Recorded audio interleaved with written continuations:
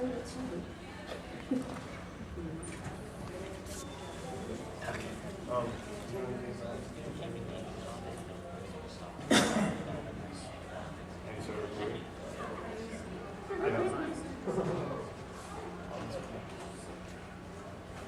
Who here is making games?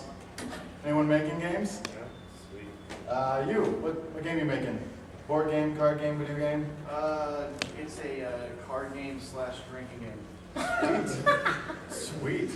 I saw a hand over here. Were you? What are you doing? I'm making a video game, fighting game. A fighting one? Sweet, like Street Fighter style fighting? Nice. That hitboxes will crush you, man. How about, I saw a woman's hand, right? Where? No? Dang it, I didn't see a woman's hand. Now every guy's like, it wasn't me. Well, welcome. We're here. 10 things every game needs. We'll start in like, oh, Couple okay. minutes. Never mind. Fine, we won't start. Anyone walking in making games? What you making? I made a couple of random simple games, so Excellent. starting basic and then So video? Sweet. Very cool. Yeah, we'll just wait a few minutes, people trickle in, I guess. Then we'll get started.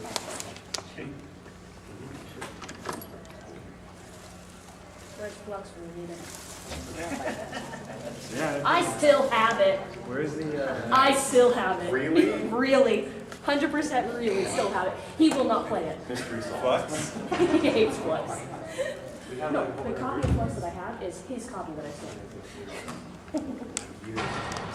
Over 10 years now. Yeah, still have it. Mystery solved. Mystery I have Starflex. Anyone played Starflex?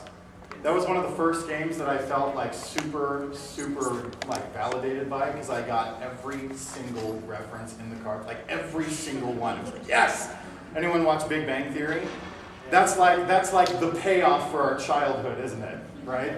You're like, I get every single one of these jokes. My parents, it was Cheers, and you laugh when you watch their shows because you don't know what's funny, so you're thankful for the laugh track. Big Bang Theory is like, yes, I get every single joke. Huge payoff. Anyone seen IT Crowd? Couldn't make it through the first season. Could you? Barely. Barely. It was funny afterwards. It's like Napoleon Dynamite. The movie's funny afterwards. Like when you're I thinking still don't about like it that later. movie. You still don't like the movie? My wife hates that movie. Like, I brought that movie into our marriage, and she was like, it's a good thing you owned that beforehand, because I wouldn't have bought that crap. But that's fair.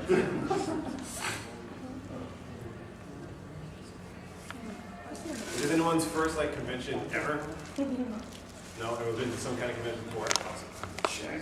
We're like, please. Is it Rust or Dust? The Traveler from Journey. Journey. Journey. I recognize the thing. Apparently not the name of the game. Very cool. Close. We have Reaper. Who's next to you? I'm Link from Breath of the Wild. Breath of the Wild Link. Okay, gotcha. I was like, not Junkrat. Not quite. But Reaper in a dress. Love it. Anyone else? No, not so much. Well, I think it's fair enough. You made it. Come on in. Haven't missed anything yet. You making any games? Board, card, video? Me? Just here to show up and have a good time? I want to be. I don't know if I'm actually doing it, but I'd Cool. love to do it. Sweet. So help me through that process. Cool. I guess we're close enough. 3 minutes off. Fair enough to start. Both of us have performed before. Can you hear us in the back? Yeah. I mean, we have these, but we could use these if you want. I guess we could use these. Yeah. Okay. Then we'll just talk to you like human beings. Also, we're recording, so I hope it comes through. Yeah. So let's speak loud. Yes. Well, cool. So, like we've just been talking about with some of you are making games, right? And some of you aren't making games, and I just want to learn about what makes a game tick. That's what we're going to be going over is 10 things every game needs, and we'll discuss what makes a good game a good game. So, how many people? I'll get it work. How many people like me are wondering who the heck are we and why are we talking about making games? No? You got, yeah. Like, who are you? So, I'm Shaun Penrod. I'm the host of the MTG Pro Tutor podcast.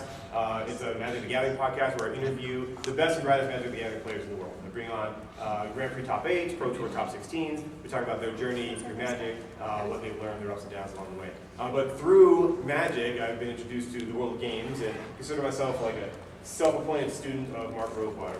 We'll be diving into that a little bit more. I'm Garn Penrod, his brother, Penrod, right? I'm the founder of Sphinx Studios, a little indie company here making video games. Anyone know Steam? Ever heard of Steam? Okay, probably everyone. We have a greenlit title, but I'm no digital artist. So if there's any digital artists in the room, come find me afterwards. Holy crap, I need your help. But yeah, I love to design games. We do this together. We kind of battled there, and happy to talk about them with you today. That's pretty sweet. Like you said, we've concepted a couple games. It's really neat to take these concepts and put it into what we do. So we'll be going into that. So this comes from who here plays Magic the Gathering? Let's start with that. Okay, awesome, great. So you know who Mark Rosewater is, the head designer of Magic the Gathering. So this presentation, 10 Things Every Game Needs, is something that he actually did for his daughter's school class when they were making a game. So he went and did a presentation there, talked about this. It later turned into an article that he put on the Wizards website, and now he has a podcast called Direct to Work, where he actually has broken down each one of these 10 points into its own podcast. So there's plenty of content out there if we want to dive into more detail and whatnot. But we'll be taking these points, what he has presented, and giving it to you today. You guys good? Yeah, you're doing great. Thanks for checking out. So the first thing that your game needs is a goal. Right? A goal or goals. And as we go through this, we're going to be giving examples, good and bad, about games that either meet or don't meet these criteria. If we insult your favorite game, it's not because we hate you. No, it's just because we hate you. It's because some games do certain aspects of these better than others, and we just want to explore that. So, what are goals? Like, a goal fundamentally comes down to the difference between a game and a toy and a puzzle, right? So a toy is something that the experience is in and of itself, right? You don't need anything else to experience a toy. A game has a goal, all right? There's something that you have to achieve. A great example of this is Minecraft. Who here plays Minecraft, right? Okay, so there's like Minecraft creative mode, right? Where you have everything you need. There's nothing to unlock. You have all the tools, everything you need. You just build. Right? So that's a toy. You just get to experience it. It's just fun. There's nothing else to do or find out or explore. Then there's Minecraft like survival, right? Where you start with just one tool, little by little you get more. You just survive the night. Then you start uncovering like this bigger story. You can go on and start going on adventures and all that stuff. There's a goal. There's an experience that the designers wanted you to have, and that is a game. So it's kind of cool that Minecraft incorporates both a game and a toy. There's two types of goals. There's passive and active. All right, so when you are making a game, a passive goal is something that is basically just survive, right? An active goal is something you have to accomplish. So chess, for example, has a very active goal, capture the king. That's how you win chess. Tetris, anyone play Tetris, right? So that is a passive goal, right? It's just, you have the game, the blocks are falling, they start going faster and faster and faster, and the goal is don't die. So that's the difference between active and passive goal. Active is something you have to do, passive is just don't die. Games do 5 things for your game. Goals do. The first thing is it gives your game direction, all right? So you have a point A, you have a point B, you move people through that continuum, and it gives a purpose, a point to your game. Let's go through all these. It allows for infrastructure. So once you have point A and point B, now you can figure out how to get there, and that's what the rules are. We'll dive into that in just a little bit. It leads to conflict. Conflict is important because you want your players interacting and experiencing the game. And we'll dive into that as well. It keeps the game moving forward because if you know where you're trying to get to, at any time you can kind of take a look, kind of take stock of where are we right now, and get that checkpoint. And so that's how you kind of know where you're going. That's inertia. That's momentum. Just keep going. The last thing it does is that it creates a bond between your players. Humans thrive on bonds and creating connections with each other. We form these connections through shared experiences and through common purposes, right? And that's what a goal will do. And it drives people towards a common purpose. And think of people who are in the military or on a sports team or work the same job, or people that you play games with, you form this language around the experience. And when people have a common language or something that is unique to them, and start sharing that language with other people, you get a community. And that's what you want in your game. You want to be able for people to talk about it with others and to form that community. So we'll move on to the next point, which is the rules. All right, the rules of the infrastructure is the glue that keeps your game together. What you want is the fun of a game is overcoming the obstacles that are in the way, all right? So what do rules do? What do you need? When you are making a game, when you have a game, you want to identify what's the goal. You want to find the quickest and fastest way to accomplish that goal. And then you want to put rules in the way to make that hard, to hinder your players, all right? So the game Taboo, that's a game that you have a word and you're trying to get your teammate to say the word, right? So if I were to say the word Elvis, for example, what are some of the first things that come to mind? Presley. Presley, okay, what else? King. So what? The king. The King, what else? Toilet. Okay, what else, what else?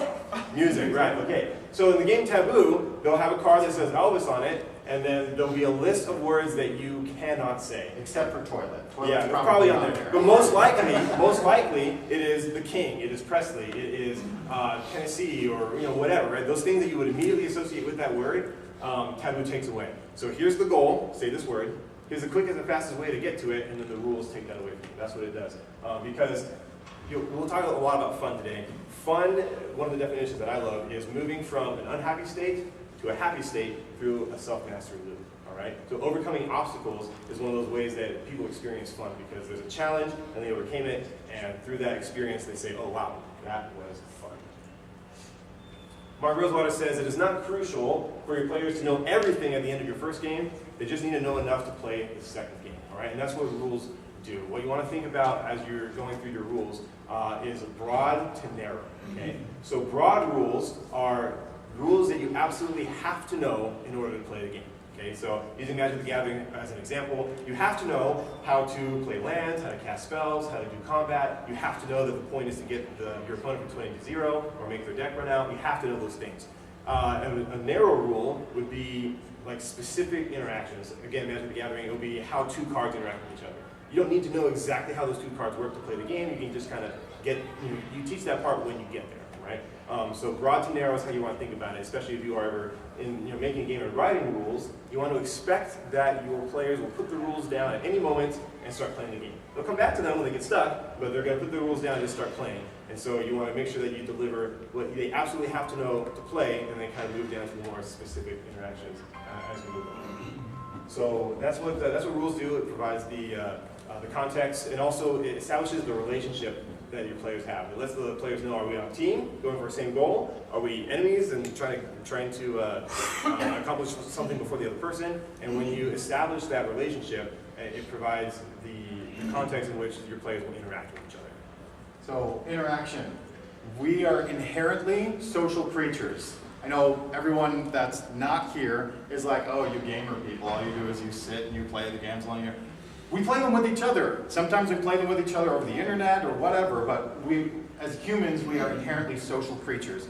And the games we create need to promote that interaction, right? But what the game does is it creates context for that interaction.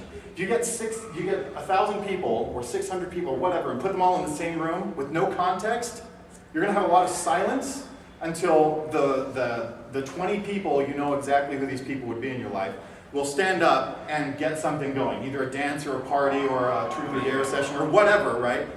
But for that first 15 minutes, no one will have any idea what they're supposed to do. A game creates that context. It creates, oh, what are we doing? Oh, we're all accomplishing this goal. Oh, I'm working with you. I'm working against you, or whatever we're doing. It's why we show up to conventions. We have a context for everything, every single interaction you do. You could walk up to a total stranger in there, and you have something to talk about. You have a context. And that's what interaction in your game creates, right? A context for these people to create these shared experiences, but with something to work toward together. Okay, I have my flash notes on my card. Old school is the 3.5 cards. Mine's on my phone. I want to make sure we get through all the different things. So the other thing that interaction does is it extends the lifespan of your game. How many of you have played checkers in the last 6 months? 3 of you, 4 of you, okay. You'll notice most of the other hands didn't go up. This is because there hits a point where you've gotten everything you can get from a certain game. And when you've done that, you usually go to another game. Sometimes you come back for nostalgia or to play with someone who's new, or that's the game that your mom wants to play, your little brother or sister or whatever. But once we, especially as gamers, have gotten everything we can out of the game, we move on to something else, right? Something else that will give us something new, something great, something awesome. Interaction extends that lifespan. of the game, right? Magic has been around for over 20 years. Over 20 years. How many of you have heard of the game called Blitzkrieg? 1, 2, 3, okay. Most of you haven't. That's because the shelf life of that game is pretty much over. It's an old school game, right? And most of you don't know it. Magic, over 20 years old, and people are still playing it. And it's a large part to do with that interaction that's built into the game of Magic. Me versus you, okay? So interaction extends that gameplay. Also, like what we spoke about before, it allows players to become the obstacles that you're trying to overcome. So instead of just me versus the board like Pandemic, right, or any co-op game, it's me getting through you to try and get to whatever goal we have. And that adds a layer of dynamism. It's a fake word. It's not a real word. That makes the game dynamic, that it's not the same experience every single time, extending the lifespan. When you have good interaction, the last thing it does is it helps your game avoid parallel solitaire, right? Parallel solitaire is when you and the other guy are playing the game together alone, right? Who's played War? Yeah. Do all of you hate that game? It's a terrible, terrible game for interaction. Not even that. It's just a terrible, terrible game. So I'm sitting there with my brother. We're like 9 or whatever, and you flip the top card, and whoever has the high card wins. Yay! Nothing he does will affect what I'm going to do. Also, I have no choices whatsoever with what I'm going to do. There is zero interaction. I flip my card. The only interaction I need is for him to flip his card too. And the game moves on. It's a terrible example. Parallel solitaire. He does his thing, I do my thing, and we don't really affect one another. Perfect example. So if you love the game War, I'm sorry, I hate the game War. So. But you can play it in Vegas. But you can play it in what? Vegas. In Vegas. Wow. Of course you can. Of course you can. Play in Vegas. Oh my gosh. You can't play Settlers of Catan in Vegas. 20 on the brick. Okay, so when you've done this well, you've incorporated something else into your game, is hope, right? No one sits down to play a game and decides, oh, I really hope that I'm going to totally suck and blow this game and lose. No one sits down to do that. Okay, most people in this room won't sit down to do that. We probably have family members that are like, oh, I know you like this game, so I'm going to sit and play. Oh, you landed on Boardwalk and I have 30 hotels? Just pay me $1. It's, no! Crush this person, right? Make this game end. Monopoly is also a terrible game. Okay? So, hope is all you need when you sit down to play a game. Come on in. 10 things every game needs. Okay. A catch-up feature provides that solitary thing, hope. Okay? You need to always have the hope that I'm going to be able to win this game. If you as a game designer have designed a game in such a way that you have removed any chance to win, it is kinder to eject the player from the game than to keep them in the game with no chance of winning. It's just me, right? Who here has played Bang? Right? Which is code for Mafia, right? Everyone, it starts with Mafia. Werewolf, Bang, Samurai, so all of those things. Mafia, right? So who here has had this experience? So I'm sitting, we've dealt out all the cards, you like, oh, I'm gonna look at my roll, sick. I'm not the sheriff, I'm not gonna be the target of everybody. And I look and I'm like, okay, I'm the deputy. My job, protect the sheriff. Everyone knows how this goes. At some point, everyone's just gonna start shooting, and usually they just start shooting someone. I'm the deputy, the game starts with the sheriff shooting me, right? And then the other people all shoot me. I've had one turn, I die on turn 2. Has this happened to you? Okay, isn't that a great experience? Now everyone's having a great, fun, shared experience for the next 45 minutes while you're alone on your phone doing Facebook or whatever you do all alone on your phone, right? All alone, right? Isn't that a great thing? Turn 2, you're out of the game, 45 minutes, then you get to go do it. Who here has heard of Samurai Sword? Okay, same guys that built Bang knew that this was a problem, and they tweaked the rules. They went and revisited it, and they added hope. In Samurai Sword, if you die, you're not actually dead. You're just, what is it? You lose an honor point. You lose an honor point. You lose a point. The game is now a point system instead of I'm the last man standing and I'm on Team X. Okay, yay, I win. Or okay, no, I lose. It adds points. So now I die, but now I have the hope of still winning the game. I come back to my turn, I get everything back, and I get to keep moving on with my life. You have created hope that the player can actually win this game, right? And that's what you're going for with a catch-up feature. Another good thing that a catch-up feature does, when it's well designed, okay, a poorly designed catch-up feature will punish the good players for playing well, right? Does anyone have a good example of this? Hearthstone. Hearthstone. Okay, in Hearthstone, if you're doing well, there's something that will make, you got another one? I was going to say Mario Kart with the blue shell. Mario Kart with the blue shell. The blue shell is the catch-up feature. You're in 11th place, you grab the blue shell and you're like, screw that guy, I'm gonna get it. And it's always the guy in first. It's never second, it's never third, right? Some of them, the blue shell just goes over everyone, so it only hits the guy in first, right? Some of the other ones, it actually goes through the map and it can mess up your day and stuff. That's a great example, right? The other thing you're trying to avoid is you're trying to avoid rewarding poor play, right? If the blue shell worked differently, you're like, oh, I'm going to on purpose drop to 12th place, get the blue shell, ace the guy in first place, and that would be bad design, right? So you're trying to create hope without punishing good players or rewarding poor players, right? And when you do this, you avoid one key thing. I'm going to say the word, and you're all going to know what I'm talking about most likely. King making. Do you know what I'm talking about? Okay? I see a few head nods. For those of you, you know what this is. I'm going to describe it. You're playing the game, and you realize, holy smokes, I have 0 chance of winning. I haven't been ejected from the game, but what I can do now is make sure that I crush the guy who made sure I can't win. And I'm going to declare this chick the winner, right? You are now the kingmaker. This is an extremely frustrating position to be in, right? Because if you're the one without hope, you know you can't win. You have a terrible draw, right? I cannot win the game. All I can do now is decide who else does. This is also incredibly frustrating for the other players who actually still have a chance, because now all of their conniving, all of their planning, all of their strategizing amounts to 0, because you can make a choice and decide, you know what, I want this guy to win instead. And that's super frustrating. I hear people laughing, and this has happened in your homes probably. Yeah, I see heads shaking. It's a great way to build those experiences, right? Build bonds, strengthen friendships and families. You're trying to avoid king-making. And a well-designed catch-up feature will allow you to do that. So when you have goals, when you have rules, good interaction, a good catch-up feature, when you're designing this, you're trying to do it in a way that keeps the game moving forward. And that leads us to inertia. Right.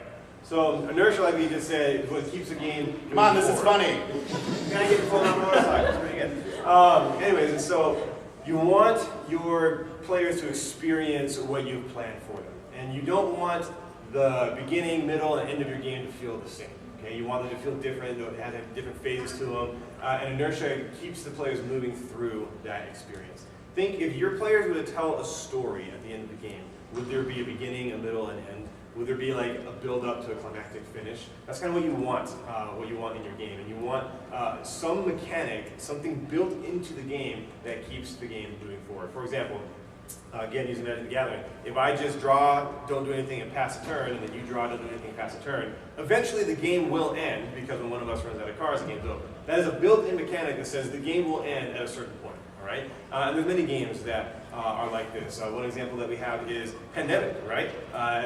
Who here played Pandemic? Yeah? Okay. So in Pandemic, you are playing different specialists trying to cure the world of spreading diseases. And at the end of every single player's turn, you draw an infection card and you infect a city, right? And as the game goes on, the infection gets bigger and bigger, gets worse and worse. There. We'll get to Dominion in a second. And so it gets worse and worse, right? And so you have this beginning, middle, and end feel. The beginning of the game is like, it's all right, we can move around, we have some options, we can take some pieces off the board and do all right. At the middle, it's like, okay, we got to really think about our turns and make sure that we're getting to the important spots so that it doesn't get out of hand. At the end, you're just flying by through your pants, hoping that you can get exactly what you need off the board so you don't die. And it usually comes down to the wire where it's either that last infection card that puts you over the edge and you lose, or you barely make it by and you win, right? And so there's a different feel. If you tell a story, it's really kind of exciting. There's a build-up and a climax, and that's what the inertia does. At the end of every turn, it moves the game forward. What inertia, the key element that you want to keep in mind, especially for the game makers out there, is you want your game to end before your players want it to end. Okay? We're talking about Monopoly. This is a classic example of a game that does not do this. 4 days of fail. Yeah, it sucks, right? Like you're playing, you're like, okay, I want this game to be over, and you still have 2 more hours to go. It's terrible, right? All the players want the game to be done before it's done. Okay? Everyone, yeah. even the winning player. Exactly. And so this is the #1 mistake that game makers, beginner game makers usually make, is with the length of their game. Some people make it too short, and the game ends before people experience everything that they want, that the game design wants them to experience. But most of the time, people make their game too long and drag it out, and people are like, oh, I wish this game was over. And you don't want that to happen, right? So inertia, you build something into your game that keeps the game moving forward. A bad example of inertia is actually Dominion, all right? I was playing Dominion with my dad just the other week, and I sat back and I realized, it's kind of similar to the Magic example, if I pass the turn and do nothing, and my dad passes the turn and do nothing, the game goes nowhere. Like that game ends when 3 piles are empty. The piles get empty when you buy stuff. So if I literally buy nothing and pass, and you buy nothing and pass, we're going to be locked there for eternity, right? Now obviously you don't sit down at a gaming table to like not play the game. You're going to play the game so that game thrives on moving, on players doing what they're supposed to do and move forward. And that is one thing I want to make note of. You might find games that are missing some of these elements, all right? Advanced game makers can do that. They can get away with that. Especially if you are a beginner game maker, make sure you have all these elements in your game. It's kind of like the baseline to show that you have what it takes, you've proven your chops or whatever, and then later on future games you can take out some of these elements. So that's not to say that Dominion is a bad game. I think it's quite fun. I just realized that it is an example of a game that has no catch-up feature, or no inertia, right? It will just go on forever. So. Yeah, so inertia moves your people through. It creates urgency, right? Again, going back to the pandemic, you feel, if I don't do anything, we're going to die, something's going to happen. It creates that urgency. It gets your people moving. It moves them through the story, and it gives them a check mark, right? So at any point they can look up and they say, okay, we've been moving through the story, and now we're here, the goal's over here, and inertia just keeps them moving forward, and it allows them to feel like they're accomplishing something, that they're making progress. Okay. Tell me if this sounds familiar. How many of you have played a role-playing game? Particularly with dice, right? Dungeons & Dragons, Star Wars, all of that stuff. Name one. What is Dungeons & Dragons, Star Wars, different one? Yeah, they're 2 different games. Yeah, no, which one do you play? Dungeons & Dragons. You're like, all the things. What do you play? Shadowrun. Shadowrun. Anyone? What was one of the ones you play over here? Which one? D&D. D&D, okay. So tell me if this sounds like you. I'm going to use generic terms. You'll get what I'm talking about. So you're there, you have the boss fight up ahead, but you've been given a side quest. All you have to do is kill, what's his face over here, and you can sidestep Mr. Batty, right? And you did your character right. You have -9 charisma, because who needs that? You kill everyone, right? You're a sniper. You're a sniper. You have your bow and arrow. You have your blaster, whatever. You're maxed out on everything. You're like, this is what's called a sure shot. Snake eyes. You have now experienced an epic failure. Surprise, right? Every game needs a surprise. Every game needs this element. It's super, super important. You're playing Yahtzee because you have a family member who wants to play Yahtzee. How many people voluntarily play Yahtzee? 1 of you. 2 of you. 3 of you. All of you are starting to come out of the woodworks now. Yahtzee's kind of an awful game. I don't like it. It's not a poorly designed game. I just hate games with like 90% chance. I hate that, right? So in Yahtzee, you're 45 points down. You didn't make your top bonus. And you're like, I'm screwed. And then 5 of a kind. Yahtzee, surprise. You are still in the game, right? How about this one? You're playing Settlers of Catan, you're playing with your cousin, and you have no idea how he does it every single time. He gets the city, he gets the settlement upgraded to the city, and he keeps marching forward every single time. And you don't know how he does it. But you are like, I'm going to go with development cards, I'm going to get the cornucopia thing, I'm going to steal all his bricks, do all of that stuff, and you keep drawing these development cards, and it's your turn, bam! You've just drawn your 10th point off the development card. Victory point for you, you just beat your cousin. Surprise. That's what Surprise is doing. It's creating these experiences. It's creating these out of nowhere stories that give the hope, keeps people on their edge, all of these things that make the game exciting, right? And that's one of the things that Surprise does, is it adds that excitement to the game. You never know when this is going to happen, or you know it's there, but you don't know when it's going to happen, or who it's going to come from, or any of those things. This surprise element is very important to incorporate into your game. There's also another note, which is right here. Oh yeah, Sorry is a good example of this. You're playing Sorry, right? Everyone's laughing. You're like, yeah, that's totally happened to me, and I've totally done it to someone else. And you have the thing, Mark Rosewater in his examples, his drive to work, he goes, sorry! He's like, you don't even do it right if you're not drawing the card and like rubbing it. Sorry! Boom! All of your progress reversed, and I get all of it instead, right?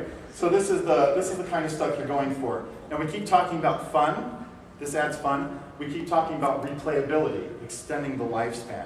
If you can plan for every single outcome or every single variation that you can expect from the game, you've now pwned that game. You have nothing left to come. You've played checkers for 3 times, right? You know what to expect. You know what to do, and you're like, I got this. I'm good, right? And it's not fun anymore, right? If you add bits of surprise, elements that you cannot plan or anticipate or strategize against entirely, then you've added that variation that keeps people coming back for those extended experiences. Magic, 25 years in running. Blitzkrieg, 3 of you know what it is, right? So, what's the other thing? Oh, okay. Also, all of you have this person, and I'm sure it's not you. It's always a friend, right? This is the person that has very low tolerances for poor performance, right? This is the person that's like, I'm down by 1 point, I am sucking, and all of you are terrible, I hate this game, right? These are the poor losers, right? And they can even be really gracious winners, right? Like if they win the game, they're really kind, they're really humble about it, they're not like rubbing it in your face.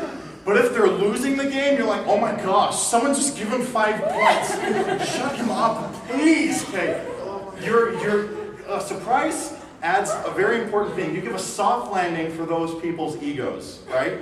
Because if you're doing well in a game, it's your fault, right?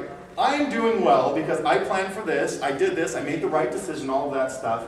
But if you do something wrong, then 2 things happen. If it was something that you should have seen, then you feel dumb. Right? You feel it's like, oh, I should have seen that. I should have seen your 2020 creature and I had nothing, right? You feel dumb, you feel like an idiot, right? A surprise feature, if you can't anticipate for that, you're like, oh, well, couldn't have seen that coming. Like, I couldn't have possibly known that he had Wrath of God in his hand or whatever, right? I couldn't have planned for that. And it gives a soft landing to the people that have very high expectations of themselves. I'll say that. That's the kind way of saying that. So this leads us to something else, strategy. We've talked a lot about, all of you probably knew this was coming, right? So the rules are simple, don't die, passive goal. It's like, okay, well, what options do I have to not die? What options do I have to accomplish my goal? And can I do that better than the other guy, or better than the board, right? And that's where depth of strategy comes into play. Now there's a lot here, so here we go. Okay, so we talked about it before. Fun, right? Moving from a place of unhappiness to a place of unhappiness. Let me translate.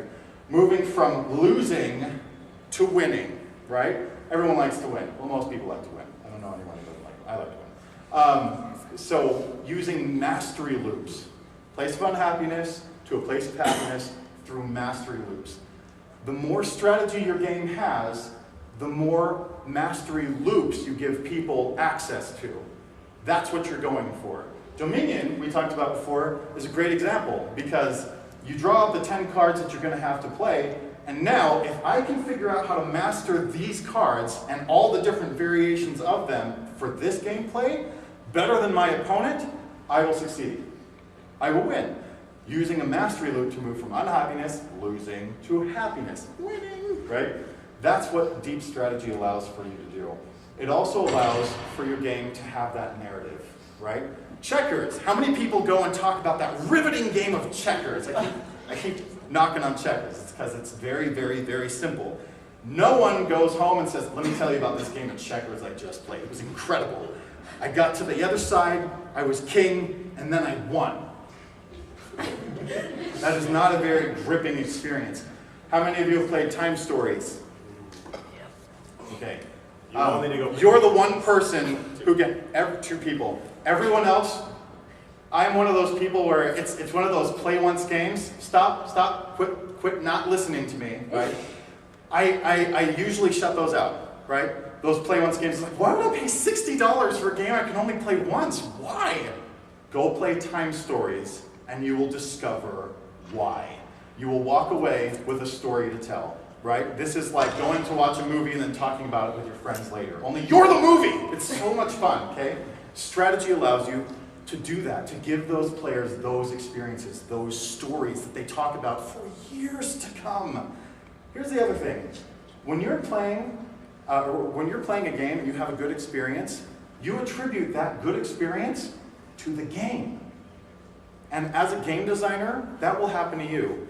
People will play your game, have a good experience. It could be even, oh, weren't those nachos hilarious? You burned them and the microwave caught on fire. Wasn't that awesome? Bang's the greatest, right?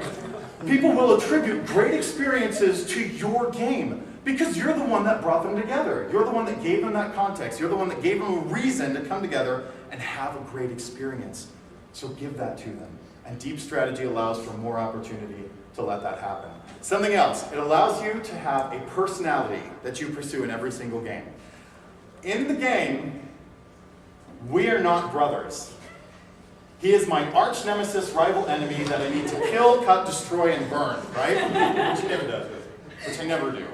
Except I always do. Yeah, no. I'm also married, except in the game. We are totally not married in the game. You land on Boardwalk, you pay up or die, right? I don't care. Oh, it's just a dub. No, it's everything, right? All of it. And that's how I play it, right? Anyone play Overwatch? Diva for the win, right? I play the chicks in every game whenever possible, always, because chicks, right? I always have. Just from when I was a kid. If the game has the option of playing a girl, FemShep is the best Shep, right? If the game has the option, I play the girl, just because I do. It's like my thing, right? The other thing is I always play for first. I know all of you play for first always, but if I'm in second and I'm not in first, I will make that Hail Mary, probably gonna kill me play if it gives me the chance of getting first, even though it will probably land me in last place, because for me it's first or nothing, right? And that's just the persona I have, right? In the game, I play with other people that are like, you know what, I'm just happy to have a good time. Yeah, good for you, get out, right? I'm just happy to be as close to the winner as possible. That's called second place, I don't care. It allows you to pursue these kinds of things, right? And deep strategy allows you to do that because you have a lot of options for the people to tap into, okay? Okay, it's always easier building off of existing IP than creating new IP, intellectual property, sorry, than creating new one, right? How many Assassin's Creed games are there? How many Call of Duty games are there, right? Okay, how many of you have played the game Remember Me? Yeah? Awesome. I liked that game. You didn't really like it. It was okay. But it's easier. So much potential intact. It's easier to build off of something that already exists than to create something from scratch. Because it's hard. For those of you that were talking to earlier, where you're building a game, it's hard. It's hard. It's hard. And when you have deep strategy, you give yourself a lot of avenues to build off of that. This is called expansions and DLC today, right? And that's what we're going for. If anyone played, what's it called? Legendary? Which variant? There's like 19 of them. Mix them all together. Yeah. There's the Marvel one, there's the DC one, there's the Alien one, there's the... DC's not Legendary. DC's not... Legendary's just Marvel, but then they have... Marvel, never mind, not DC. Okay, the superhero one, right? And then Firefly. The Firefly one's pretty awesome, okay? It's a game where they have enough variation, enough deep strategy that they can... All they have to do is reskin and tweak a few rules, and they now have a totally new game that they can sell because they're building off of something that they've already created. They have a working game design that lends itself well to those types of things. And as a game designer, deep strategy allows you to do that. Yes? To be fair, there are also infinite variations of Monopoly. True story. And they're all infinitely sucky. No, wait. Okay, the My Little Pony one has a different mechanic. Oh, yes. Applejack and Rainbow Dash. Thank you very much. This is my favorite. I like all 6 of them, but I have some people rolling their eyes. They're like, that's it, I'm out. I can't. But deep strategy allows you to do this, right? So that's what you're going for as a game designer. Giving your players the most opportunities to have those shared experiences. That's why we don't mind the DLC when they're not totally acing us with the pricing, right? Because Borderlands, lots of DLC, I bought every single one of them. I loved that universe, I loved the story, I loved the characters, and I was happy, bam, take my money. Shut up and take my money, right? And, what is it? Sick. Oh, Vault symbol, right? Bunker's a badass. Really liked that game. And players will do the same thing with your games. If it's designed well and they love that experience, they'll come back for more if you give them more. Deep strategy allows you to do that. Okay, the last thing is your game needs to be fun to lose. Because most games are designed, unless you're playing Jenga, where there is one loser. Ever thought about that? Jenga, you suck, you lost, everyone else wins. Right? Most other games, you have one winner, which means everybody else, by definition, de facto, losers. Which means your game has to be fun to lose. So we talked about it earlier. What's the quickest, shortest way to get from where you are to the goal that lets you win? Put obstacles in the way to let that happen, right? And the strategy are the ways that you maneuver around that. Your game needs to be fun during that phase, the journey, right? The destination is winning, right? But the end of the game, being truly honest, but winning, right? But the journey has to be fun because most of your players are going to lose, right? And so you need to design your game to be that way. Awesome. So games are a form of entertainment, all right? Like that's what they are. People sit down because they want to have a good time, okay? This is the #1 element that your game absolutely has to have, right? If your game is not fun, no one's going to play it, no one's going to buy it, it is not a good game. Monopoly. Absolutely has to have fun. And we've been talking about different aspects of fun, what that means, and we'll explore a few more. And like we said before, one of our favorite definitions is moving from a state of unhappiness to happiness through mastery loops. Okay, so that's fun to human beings, right? Some other things that are fun. Discovery is fun. Whenever you get a new game, you get to dive in and learn the lore, learn the rules, figure out what's going on. One of my favorite games is Elder Sign. Who here has played Elder Sign? Yeah, awesome. I love that. I'm a sucker for like Cthulhu horror type stuff, and so I love that game. And you get to find new rooms and meet new monsters and all this stuff. And that's why expansions are so successful, right? Because you get to discover something new in a context that's familiar, right? So like there's a Frozen and Ice expansion for Elder Sign, which takes the same mechanics, so you're still dice rolling, you're still doing this adventure, but it goes out into the wild and it is for frozen monsters and this tundra, and you have to like do all this cool stuff. And so it's a new place to discover, but it's a familiar setting, right? So discovering is new. You want to have some kind of form of discovery in your game. Obviously, the first time people play it, that they're discovering it for the first time, but you want things built into the game to allow for more discovery, depth. The deeper your game is, they'll keep coming back because they want to discover a new strategy or something like that. So discovery is a form of fun. Being on the brink of disaster and not dying, like that is fun. Who here has played Asteroid? You guys remember Asteroid? Yeah? Okay. All right. Almost every game. Yeah, so listen to this. Okay. So you start in the middle, and you're spinning, right? Because you don't want to move, because moving's bad. And you're shooting, right? And big asteroid becomes medium asteroid, and small asteroids disappear, right? But there comes a point where you are spinning and shooting, and you have to move. And you move just a little bit, right? Because moving's bad, and you move just a little bit, and you're still under control, you're spinning, you're shooting stuff, but little by little, there's more asteroids coming, and you start moving a little bit more, you're moving faster and faster, and it gets to the point where you're like zipping across the screen, you're just spinning as fast as you really can, you're just smashing the fire button, you have absolutely no idea, you're not really in control, you know you're going to die at any second, you know that's going to happen, but right now, you're still alive. Like, that's fun. Being on that edge, being on that precipice, like, we just, as humans, find that exhilarating. Being on the brink of disaster, but not dead yet, like, that is fun. So putting your players in that situation is a way that you can introduce fun to them. A lot of things that we talked about already can be fun, right? They're all incorporated. Catch-up features can be fun. Strategy can be fun. One aspect of fun that I really like is something that we call like a secret view. All right, so secret beauty is paying attention to the details. The details in your game matter.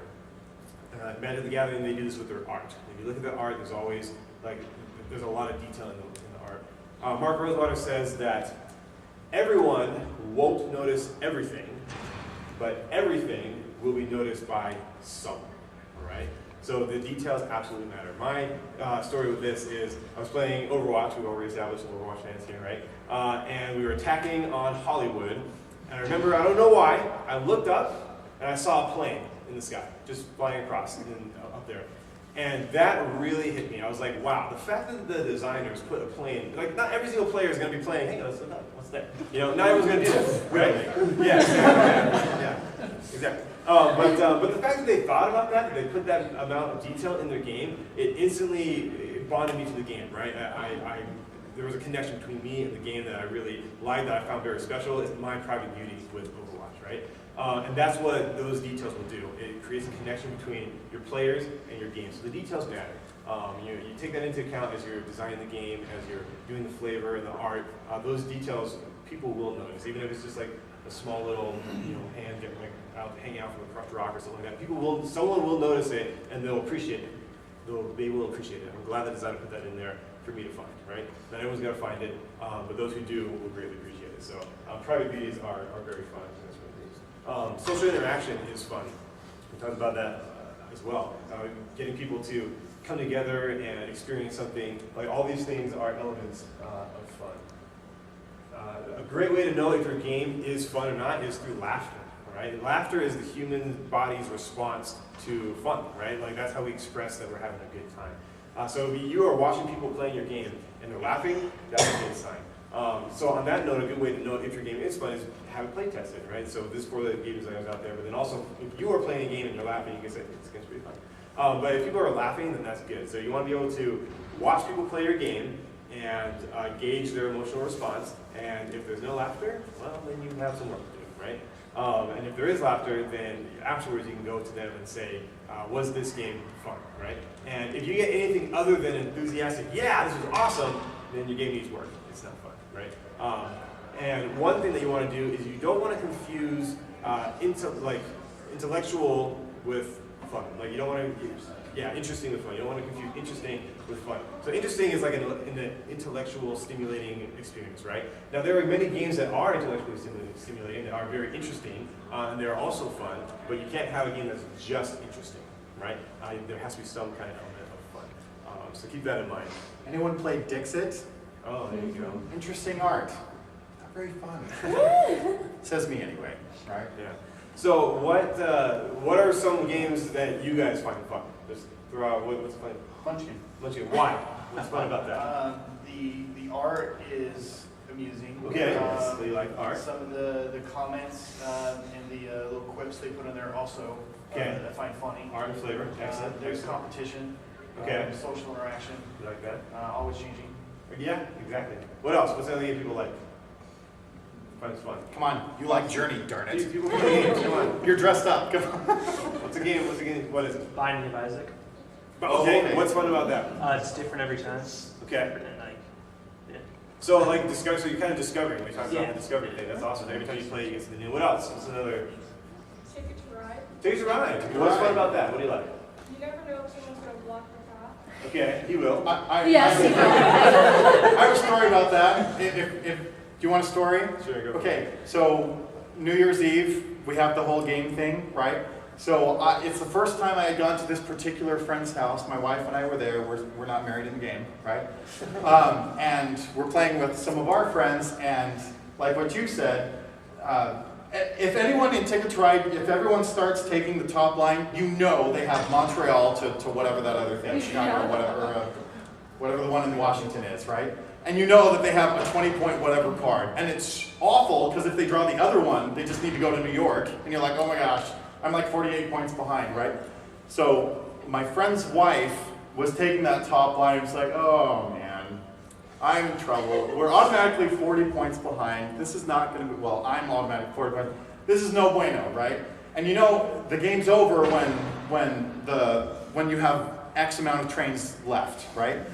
and then everyone gets one more turn, right? Well, she made her play, and everyone's like, well, that's pretty much it. Your next turn is your last turn, and everybody knows it. And she made the mistake of flipping her destination cards over, and we notice that she's missing that one in Washington, that little one train there. And there's two. There's enough players that you can play on both tracks, right? And I was like, you're missing a train. She's like, oh, you're right. And I'm like, oh, no. Oh, I'm sorry. You, in my head, I'm thinking, you poor creature. You think that I'm pointing this out as a favor to you. And I look at my friend, her husband, right, for like the next 10 minutes. And I go, I will if you will. He's like, done. And before she realized what happened, bam, block, bam, block. And in Ticket to Ride, if you don't get the destination cards, you don't get the points. You lose the points. She went from a positive 200 position to a negative 190 position. It was insanity. Like just all of the things that, and there's a little bit of hyperbole in there, but you get it. Like she went from massive win to massive fail. And that created a great experience. She left the room. I truly thought I had lost a friend that night. I was like, oh dear me. Because for me, once the game's over, you put it away with the box, right? And then you're friends again. Then I'm married, then we're brothers, we do everything. But as soon as that box opens, game on, right? But yeah, she left the room, and yeah. So it's become an alternate rule. An alternate win condition is if you can just stop me from winning.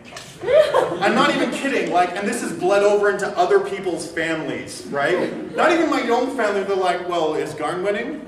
Well, you're not winning. All you have to do to win is keep him from winning. Get him in second place and you win the game. It's fun. Yeah. So like you said, you don't know if someone's going to block you or whatnot. Why is that fun for you? It's thrilling, kind of, but scary too. Yeah, because you just don't know what's going to happen, that element of surprise that we talked about. One more. What's another? What game do you find? Illustrations, the one where you draw. Yeah. Yes. What's fun? It's hysterical because people will think it's the weirdest things, and where you get it to draw. Yeah, definitely. Yeah. So there's a lot of social interaction in that one because you're passing it and whatnot, and you have the element of the art and whatnot. What's with the demon elephants and the power lines? It's hilarious. Yeah. So those are all elements of fun. Mark Rosewater, he does say, so in design, again, for your game makers, in design, your game won't be fun, right? Mark Rosewater says that he plays a lot of bad magic, so you don't have to. This is so true in the games that we design, we're like, man, we were making this game, it's not fun, right? But what you need to do is you need to find what is fun about it and tease it out, right? And bring that to life. He says. So, yeah. So 3 more things we're going to cover. Flavor. So flavor is awesome. What flavor does is 3 things. It helps people, it makes your game more easy to understand, makes it easier to connect with, and makes people more likely to buy it. Okay? So flavor, I love Plants vs. Zombie as an example. We never played Plants vs. Zombie. Okay, a lot of people. So the maker of the game, he liked tower defense games, and he said, I don't understand when I play a tower defense game and I put an army over here, and then the bad guys run down this lane, why doesn't the army just move over and block them, right? So he's like, okay, what is something that when you put it down, it doesn't move anywhere? A plant, right? And so that's where he came up with the idea of plant. You plant a plant, it doesn't move because it's a plant, right? And then he wanted something else that slowly builds over time, that is eventually going to overrun you, if unchecked. Zombies. We all have that, that notion of zombies. So this idea is understanding that your players are not a blank slate. They come with preconceived notions, they come with everything that they've experienced up to this point, and this concept is called piggybacking. You're piggybacking on the things that your players already know. People know that plants don't move. People know that if unchecked, zombies will eventually overrun you. Plants versus zombies, right? Also, what flavor does, it immediately conveys the tone of your game, right? So the art style is very cartoony, right? All the names are very tongue-in-cheek.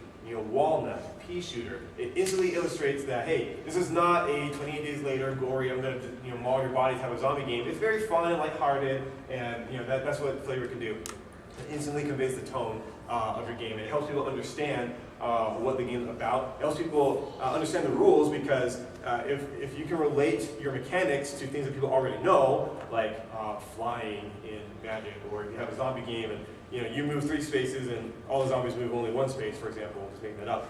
they understand that. They're like, oh yeah, I get it. Zombies are slow, flying flies over things. So flavor helps shortcut those kind of things, and it helps your people, helps your players connect with the game better. Also, again, building on what people already bring with them, any zombie fans out there are more likely to, if they see a zombie game on the shelf, they're going to go pick it up just because it's a zombie game, right? Like, oh, I want to see what this is. Or vampires or pirates, whatever you like, you're more likely to pick that thing up and look at it. And that's the last element that we want to talk about. Definitely not the last thing you should be thinking about. You should be incorporating it throughout your game. But we want to talk about Hook. First of all, fun movie. I don't care what the reviews say. But the hook is important. The hook is your payoff for all of your hard work. So you've gone through, you've mastered goals, rules, all of these different things. You have now to convince people to play your game. And then eventually, you need to convince people to buy your game, right? The hook is that way. 1 minute to learn, a lifetime to master. Anybody know that one? Anyone know that one? Othello, right? It's not over till the kings go wild. 5 crowns, right? Game of unspeakable fun. Taboo. Talked about those. The 5-second hook and the 30-second hook. These are the 2 hooks that your game has to have. This is the front of the box and the back of the box, if you have one of those. The 5-second hook is only to get them to do one thing. You want them to say, tell me more. That's all you're after. The 5-second hook needs to do that. A minute to learn, 9 time to master. I have a minute. Teach me. What is this? I don't get it. Fine, teach me. 1 minute. You got it. Right?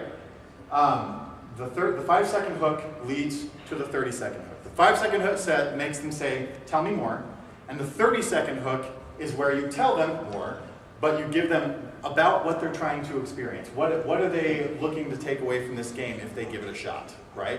Mark Rosewater uses one. He's like, monster truck zombies. And you're like, tell me more. I know what a monster truck is. I know what zombies are. Are the zombies driving the trucks? Are the trucks driving over the zombies?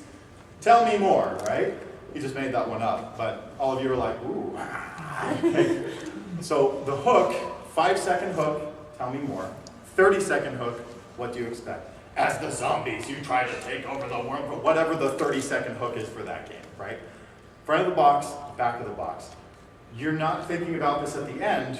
This is something very easy to catch early on in your game design. You're like, oh, what makes my game unique? What makes my game fun? What makes those interactions strong between the players? And you have 3 types. You have a novelty, an innovative, and a flavor-based hook, okay? So all of these things, once you've gone through them, you involve the hook, which can be either, I have something that's brand new, innovative, never seen before, a novel, something done in a brand new way, or flavor-based. I have the sickest wizard art you will ever find. You find something that makes your game unique, 5-second hook, 30-second hook, and at that point, they should be able to go, this is something I want to try, or nah, but that's my cousin over there. Give that a shot. So there you have it. This is 10 things every game needs. We covered, from golden goals to rules, the interaction, the catch-up feature, the inertia, surprise, and strategy, what makes a game fun, the flavor, what it does for your game, and the hook, how people are going to buy your game. This is a presentation done by Mark Rosewater, who says, go out there, make games, have fun, play. If you have any other further questions, I guess you can find us outside, but that does it for today. Thank you so much for coming.